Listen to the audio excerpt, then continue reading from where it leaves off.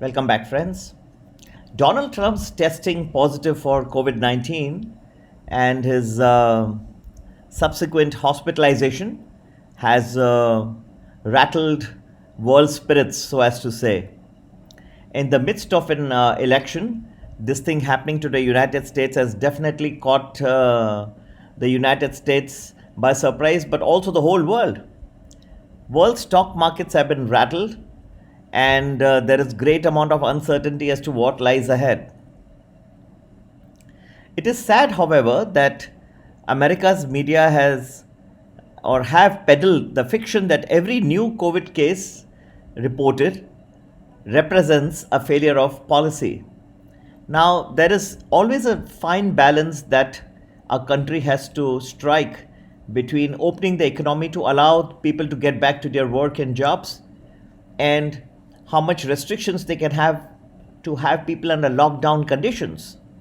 So there will be a debate as to what overwhelms what. Yes, human lives are definitely very crucial, I agree. The new line of the American media in many ways now is that Mr. Trump's infection is karma because he did not take COVID 19 seriously before. And this Joe Biden, in fact, also rather came close to indulging the karma explanation while disclaiming partisanship on Friday. So he seems to be towing a similar line.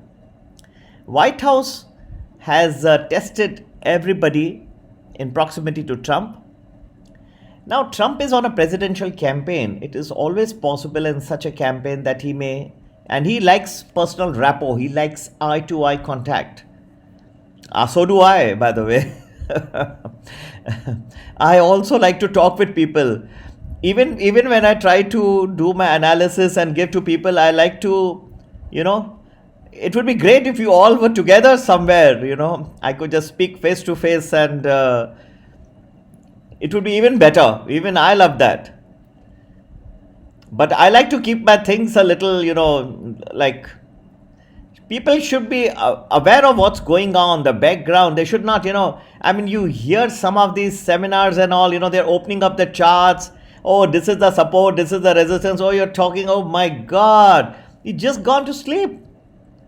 This is the same thing, there's nothing interesting, and these supports and resistance keep faltering all the time. So you're wasted your time, 2 hours, 3 hours in a seminar and achieve nothing. I like to keep it interesting, and I like to make people understand that what's the background and give them one line. I may be wrong, but at least I try doing that.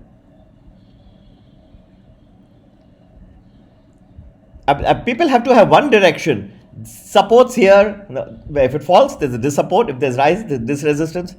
So neither whether you're in a support zone or you're in a resistance zone. And at the most, this can work for, say, maybe a few minutes or 10 minutes or so. It doesn't work beyond a certain range of time. But that's how people teach the, these analysis, the technical analysis and all these charts. But this just, I like eye-to-eye contact. That's like, I really miss that of Trump. And we may miss it in the campaign. But it's good to speak with people. There's always, which is known as beyond staying at home. But anyway, the point that I was trying to make is that it's necessary when you are in the midst of a presidential campaign, that eye-to-eye contact is important. He may have met some people and contracted, who knows. Now then, there's a research that maybe he came in contact with this person with hope, with dishope, with despair, who knows, many names. This has happened in the past as well, right? So it's not something new for Donald Trump. British Prime Minister Boris Johnson endured the worst COVID symptoms. Brazilian President Jair Bolsonaro also caught the virus, as did Canadian Prime Minister Justin Trudeau. Trudeau's wife, she contracted. Angela Merkel, German Chancellor, had to self-quarantine herself for 12 days after she came in contact with a doctor who turned out to be one carrying the virus. Virginia Governor Ralph Northam and his wife also tested positive for the virus last week. So it's all over the place. And therefore, just to call it as karma is probably incorrect. I mean, he's running a presidential campaign. He would have come in contact with so many people. And the mask wearing protocols at the White House have been quite strictly enforced, in my opinion, as I can see. I've not been to the White House of late, by the way. I must be rather honest in that regard. But Mr. Pence has tested negative for COVID, and Americans should be reassured that he's more than up to the job. His calm demeanor and exactly what the moment calls for. And now this may be a point of time where Americans may realize that the important role is that of the vice president, who may be called to take over at a difficult point of time.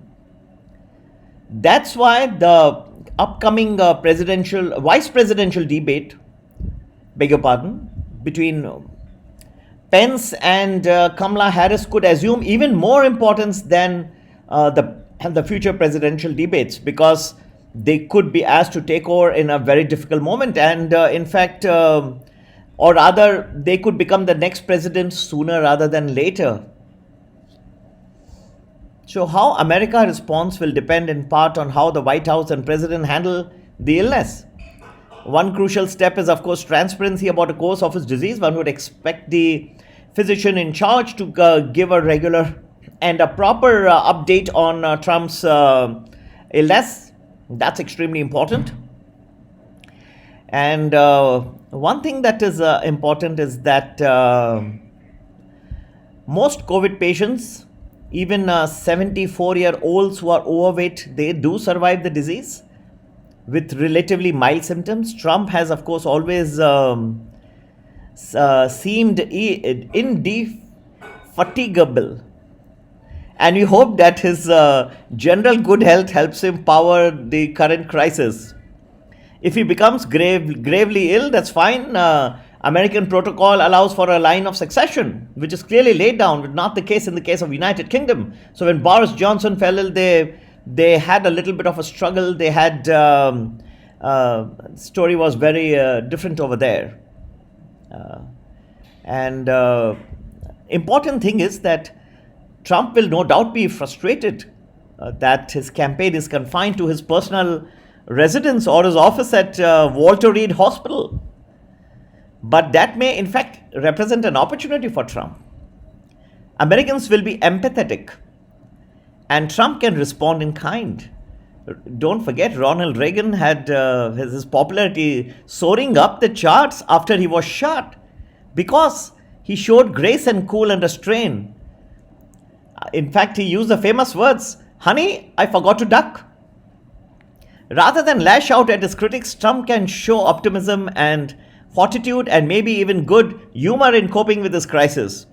He could also use the time and his virtual media appearances to make a positive case for a second term. His strategy of attacking Biden and son Hunter personally was anyway not working, so he had to change the strategy. It just probably comes at the right time, therefore. So why not use fireside chats to frame the policy differences? He was headed for probable defeat before his new diagnosis. So I think that this has in fact come as it can just turn out to be a blessing in disguise. And if he recovers soon, his example will underscore his larger campaign theme that America can return to a semblance of normalcy sooner rather than later. In fact, that can go against Biden. So I think that all in all, we are set for a turbulent time ahead. That does not mean there will be, by turbulence, I don't necessarily mean downside, but this in fact has come as a blessing in disguise for Trump, and I think that gives him an edge now. How he uses it up to him. He's always been unpredictable, but we could have a turbulent ride in markets from here on. So again, I repeat, by turbulence I don't mean downside, but I meant turbulence, up, down. some very good days also in between. Stay together. We'll navigate this turbulence together. Take care. Happy investing. And those who are not yet subscribed to my channel, don't forget to do so. And those who would like to be a part of the Art of Investing program, please WhatsApp me on 982 086 1044. Happy investing. Take care. Bye-bye.